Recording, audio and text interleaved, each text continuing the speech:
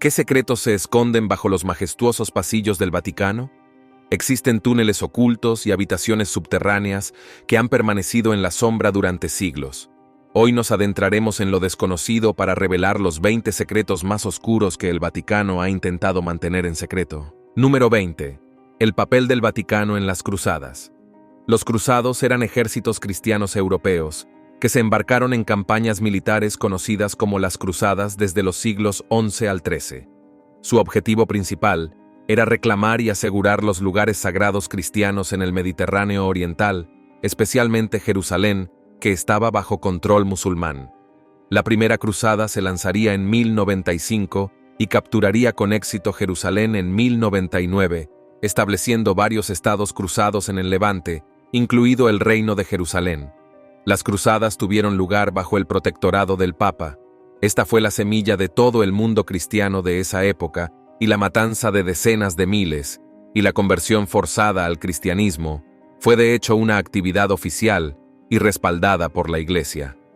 De hecho, el Papa a menudo ofrecía a los cruzados la absolución de por vida por los pecados que cometían.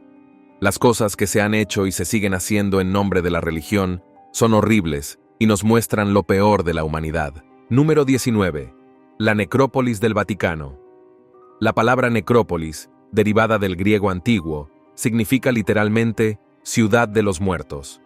Estos fascinantes lugares sagrados y misteriosos se pueden encontrar en numerosas localizaciones alrededor del mundo, típicamente situados en estratos arqueológicos debajo de las urbes modernas, preservando secretos milenarios.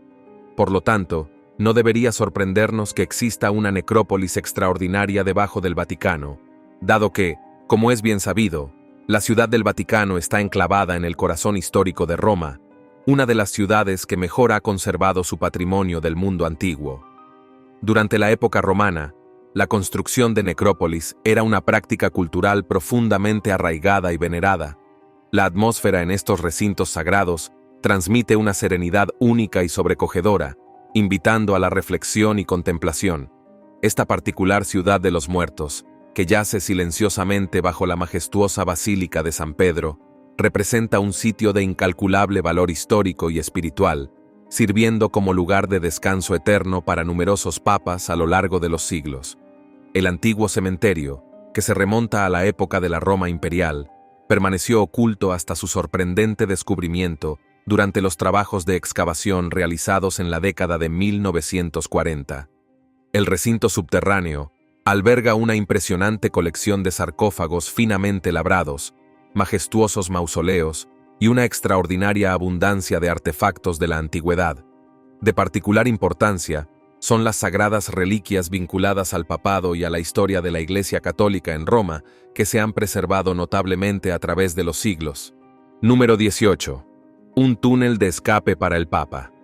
En aquellos tiempos, los papas siempre eran objeto de burlas. Habían pasado la mayor parte de sus vidas siendo tan súper paranoicos que la gente intentaba eliminarlos porque lo eran. En 1277, el Papa Nicolás III hizo construir un pasaje elevado especial para poder moverse entre la ciudad del Vaticano y el Castillo Sant'Angelo, un gran castillo en Roma que fue utilizado como fortaleza por los papas durante esa época. Se trata básicamente de un largo corredor que atraviesa el Rione o barrio de Borgo en Roma. Probablemente he pronunciado mal muchas cosas hasta ahora, algo que garantizo que haré durante el resto de este video. El Passetto di Borgo mide aproximadamente 2.600 pies de largo y ha sido utilizado a lo largo de la historia por los papas que desean evitar cosas como asesinos y otros personajes malévolos. Se sabe que fue utilizado por un par de papas diferentes como medio para escapar de ciertas muertes.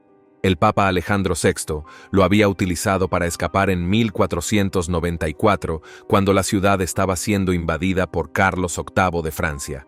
Irónicamente, era conocido como Carlos el Afable. A pesar de que este hábito invasor claramente no suena agradable, también fue utilizado con fines salvadores por el Papa Clemente VII en 1527 durante el saqueo de Roma. Este fue un evento que siguió a la captura de Roma por las tropas amotinadas del Sacro Emperador Romano Germánico, Carlos V. Esto resultaría en un derramamiento de sangre significativo y la masacre de casi toda la Guardia Suiza. Número 17. Exorcismos en el Vaticano. ¿Sabías que aparentemente estamos en medio de un número creciente de posesiones demoníacas?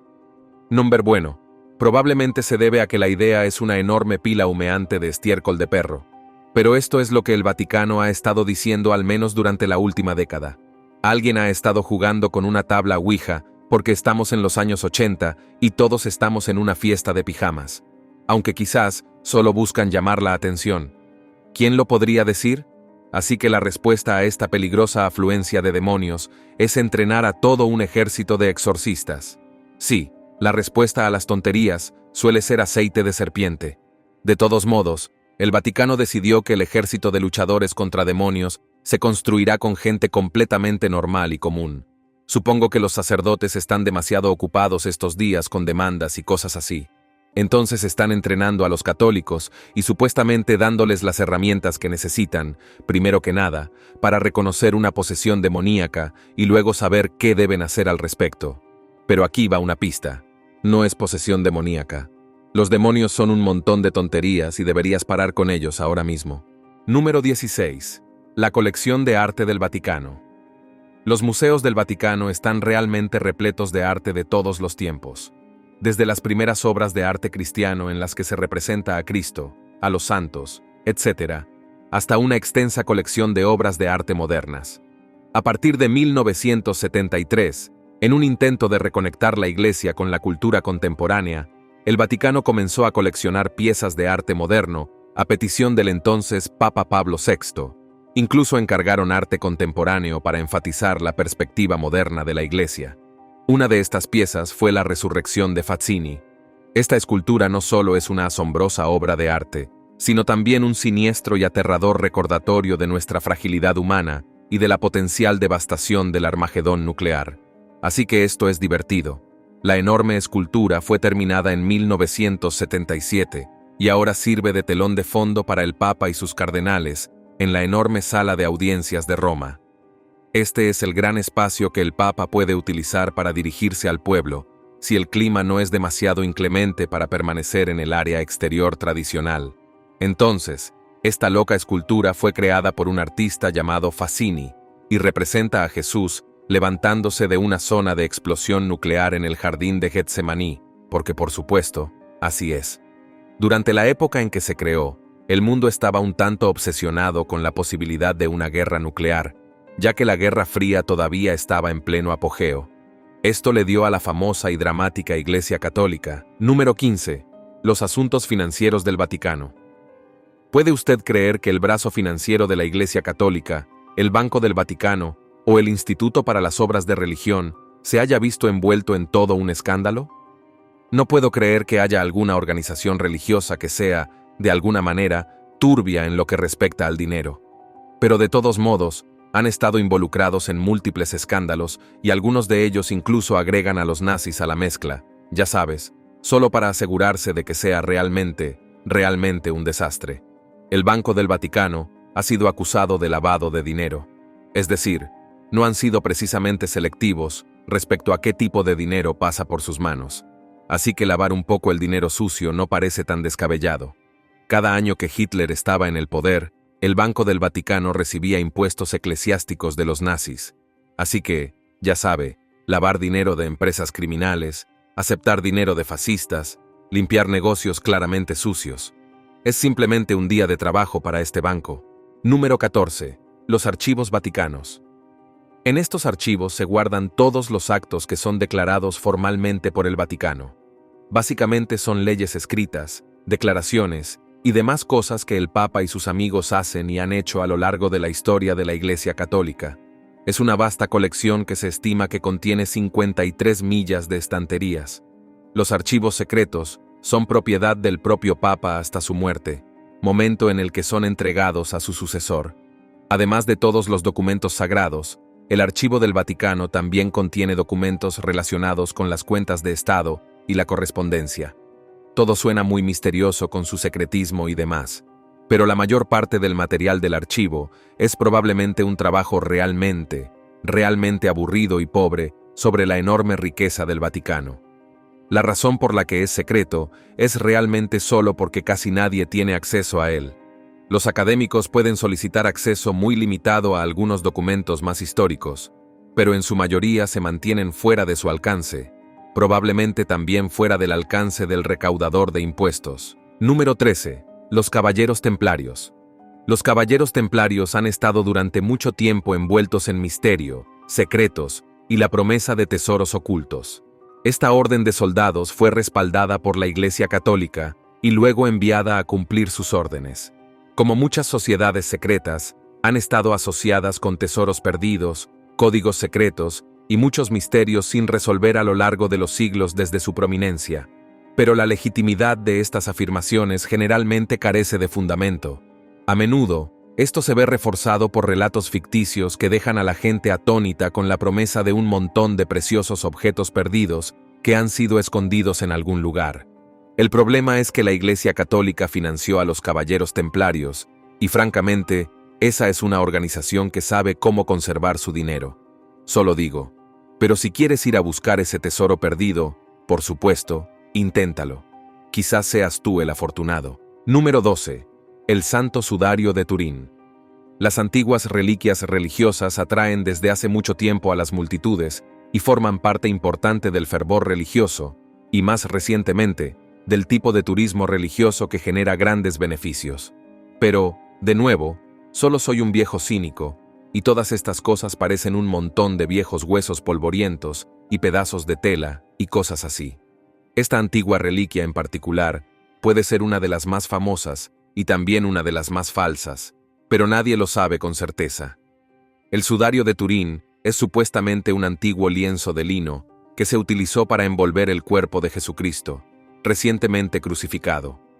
La tela en sí muestra lo que parece ser la impresión de los rasgos del hombre, asemejando convenientemente todas esas pinturas y tallas de Cristo que todos han visto blasonadas en las iglesias del mundo. Desde la época medieval, el Santo Sudario de Turín ha sido estudiado hasta el último detalle, pero aún no hay pruebas concluyentes de nada. Desde su primera aparición en el siglo XIV en Francia, mucha gente ha creído que se trata del lienzo que envolvió el cuerpo de Jesús, pero muchos todavía creen que se trata de un elaborado engaño medieval. Dime, ¿en qué lado de la moneda estás? Número 11. La lanza del destino. Este objeto puntiagudo tiene muchos nombres. Se le conoce como la lanza sagrada, la lanza del destino, la lanza de Longinus y la lanza sagrada. Y si no era obvio, se supone que esta es la lanza que se utilizó para perforar el costado de Jesús mientras colgaba de la cruz y tardaba demasiado en morir. Ahora bien, como ocurre con muchas otras reliquias religiosas, probar su procedencia es un asunto complicado. Aparte de cualquier otra cosa, si su principal punto de referencia es una mención muy breve y no descriptiva en la Biblia, entonces no tiene mucho en qué basarse. Aparece más tarde en otros textos, pero estos textos son considerados en gran medida apócrifos por aquellos que podrían desear usarlos para demostrar la validez de este artefacto. De todas formas, en resumidas cuentas, nadie podría decir si esta lanza es más significativa que cualquier otro palo puntiagudo de la antigüedad, e incluso si podrían tejer una buena historia sobre su autenticidad. El descubrimiento de varias lanzas sagradas a lo largo de los años se ha utilizado como amuleto de buena suerte en la batalla o como justificación para librar una guerra santa. Así que todo esto es muy Jesús. Estoy seguro de que, tal vez los portadores de estas armas olvidaron usar sus pulseras con la leyenda ¿qué haría Jesús ese día? ¿Quién sabe? Número 10. Las apariciones de San Pedro. No debería sorprender a nadie que un lugar con una historia tan extensa y misteriosa como el Vaticano esté envuelto en fenómenos inexplicables y apariciones fantasmales.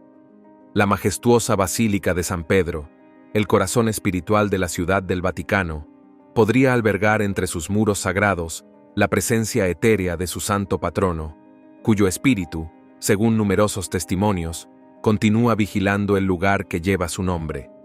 La Basílica de San Pedro, que hoy se alza como la iglesia más imponente del mundo cristiano, comenzó su construcción en 1506, marcando el inicio de un ambicioso proyecto arquitectónico que requeriría más de un siglo para completarse. Esta maravilla arquitectónica se erige sobre un lugar de profundo significado histórico y espiritual, la tumba del apóstol Pedro, quien sufrió el martirio bajo el mandato del emperador Nerón en el año 64 después de Cristo, siendo sepultado en la necrópolis adyacente al antiguo estadio de Nerón. Es precisamente sobre este sagrado lugar donde se levanta la actual basílica, custodiando los restos del primer papa de la historia. La cúpula, que se eleva majestuosamente sobre la ciudad eterna como la más alta de su tipo en el mundo, fue construida utilizando materiales procedentes de antiguas edificaciones romanas, una práctica común en aquella época que añade capas adicionales de historia a su ya rica narrativa. En las profundidades de la basílica descansan los restos mortales de 91 papas, creando una verdadera necrópolis papal. Entre estos ilustres difuntos, destaca el caso particular del Papa Inocencio XI, cuyo cuerpo reposa en un sepulcro visible al público, aunque con el rostro y las manos discretamente cubiertos para preservar la dignidad de sus restos mortales, creando una imagen que, aunque solemne, no deja de provocar cierta inquietud en los visitantes más sensibles. Número 9. La escalera de caracol de Giuseppe Momo. El Vaticano no solo es el centro de la Iglesia Católica en el Palacio del Papa, también es el hogar de un montón de historia extraña, artefactos locos, historias espeluznantes y un montón de negocios turbios. El Vaticano es un palacio enorme y extenso, con salas que están abiertas al público todos los días, a cambio de una tarifa elevada y con una larga cola. Pero también hay muchos lugares secretos ocultos dentro del Vaticano, la mayoría de los cuales el público nunca llegará a ver. Hay partes que son muy públicas y están extremadamente fotografiadas, como la escalera de Bramante. Esta enorme y ostentosa escalera es un lugar muy popular entre los visitantes del Vaticano para pasear. Originalmente construida en 1505, la que vemos hoy fue construida en 1932, pero en realidad se basó en la original, o eso dicen. ¡Qué divertido! Es súper elegante, giratorio y grandioso, pero déjame saber lo que piensas. Número 8.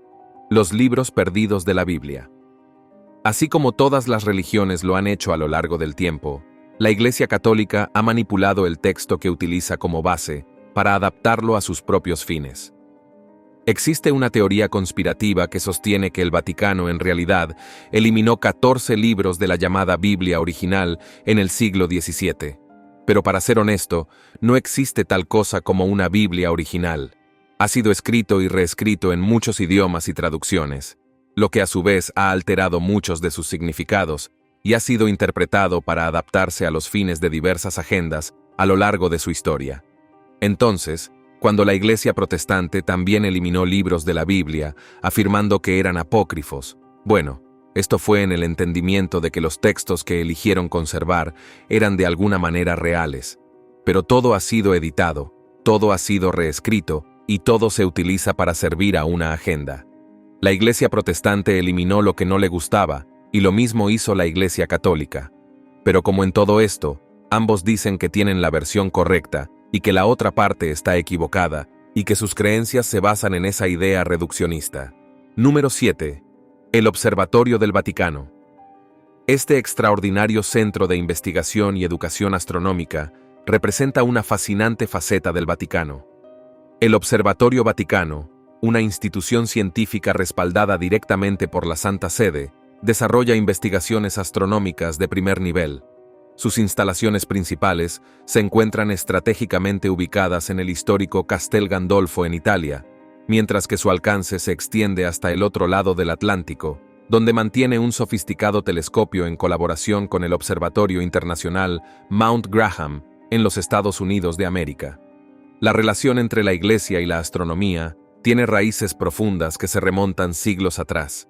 Esta conexión surgió principalmente de la necesidad práctica de utilizar los movimientos celestiales para establecer con precisión el calendario litúrgico, determinando así las fechas exactas de celebraciones religiosas fundamentales como la Pascua.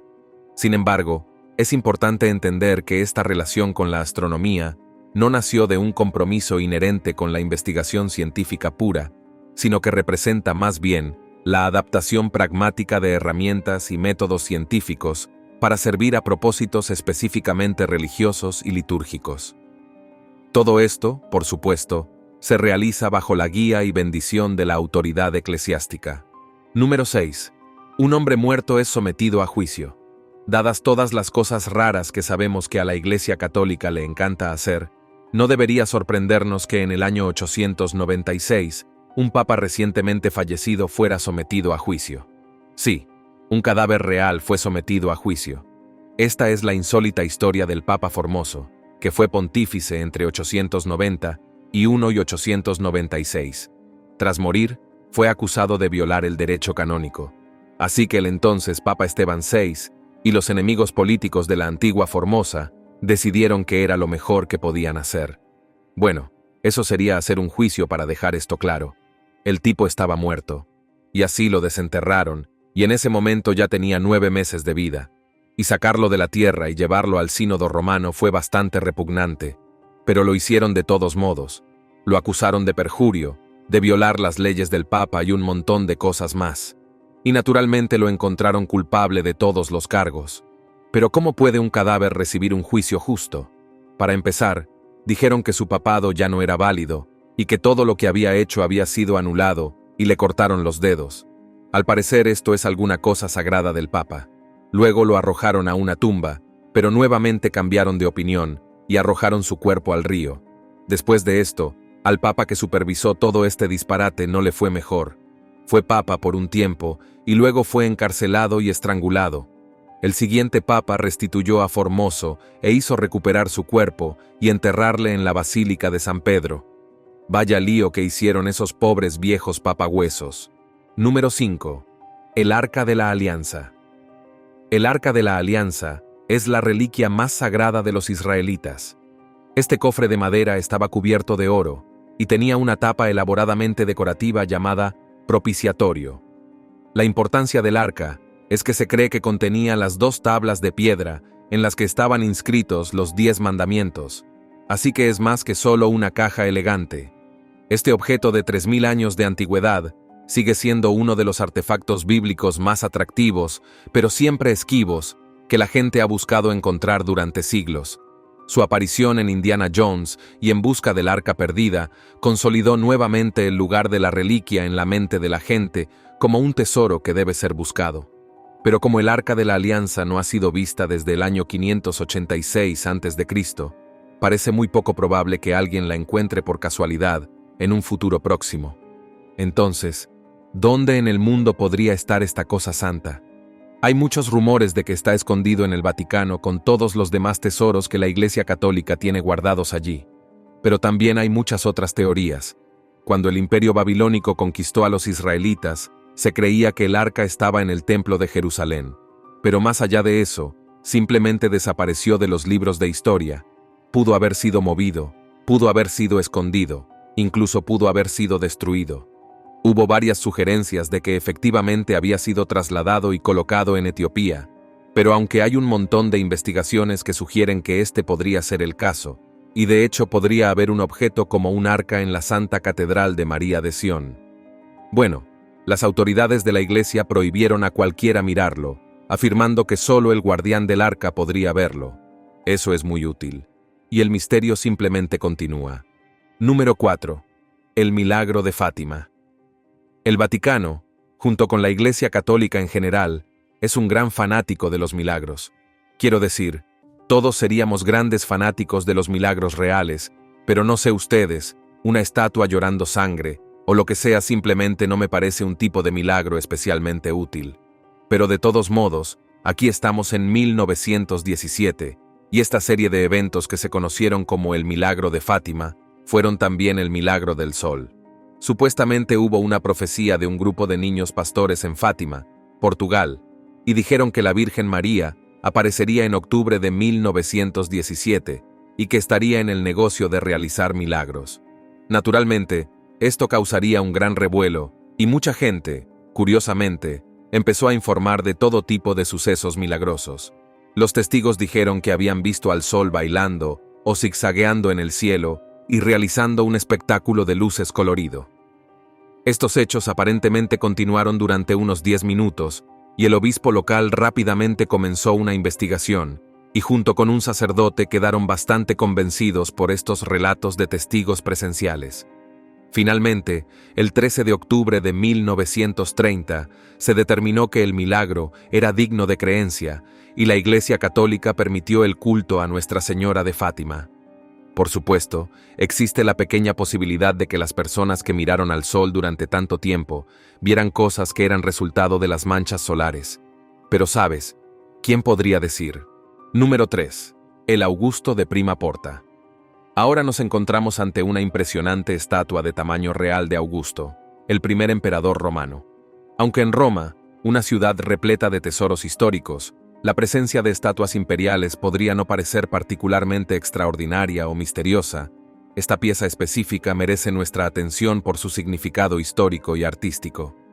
Esta notable estatua del fallecido emperador Augusto salió a la luz durante una meticulosa excavación arqueológica en 1863 en la Vía de Livia, un sitio de gran importancia histórica por ser la residencia de Livia Drusila, la tercera y última esposa del emperador.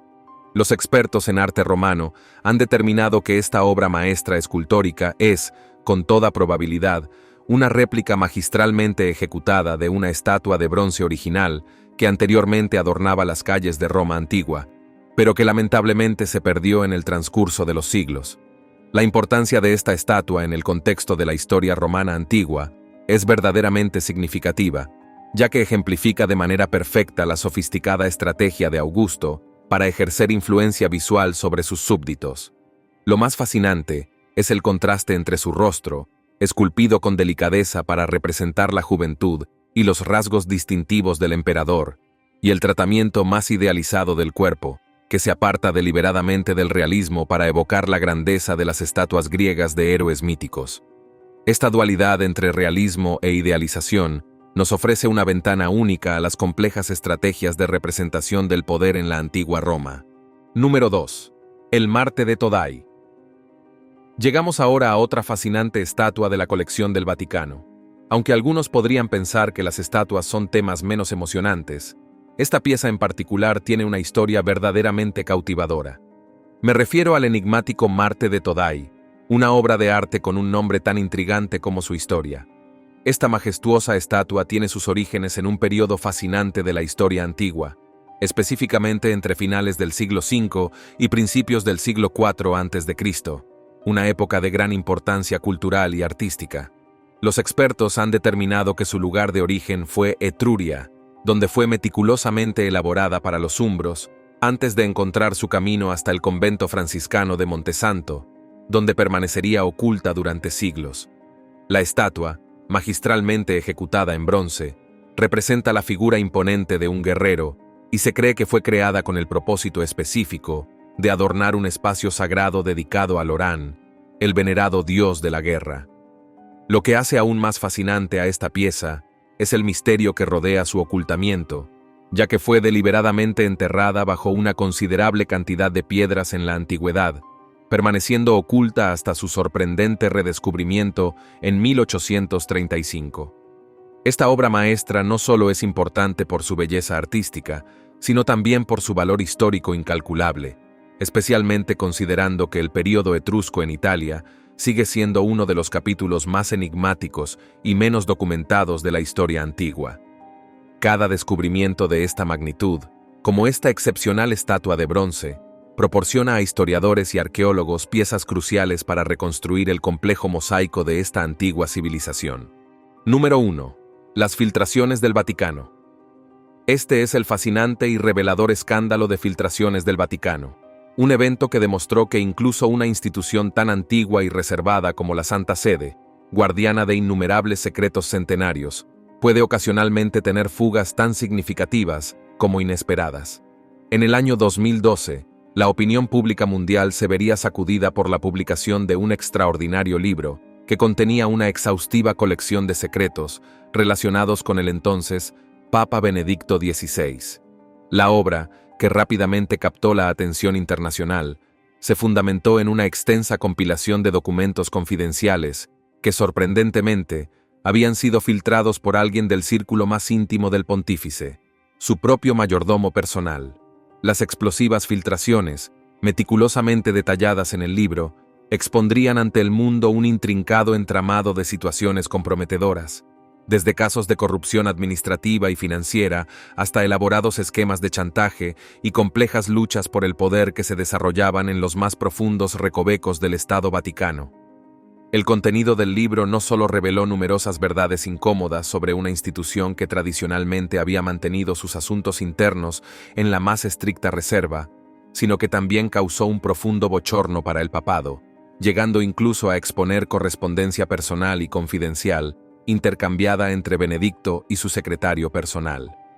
Este escándalo sin precedentes terminó por confirmar lo que muchos sospechaban, que el Vaticano, como cualquier otra institución humana, no está exento de conflictos internos, rivalidades profesionales y comportamientos cuestionables entre sus miembros.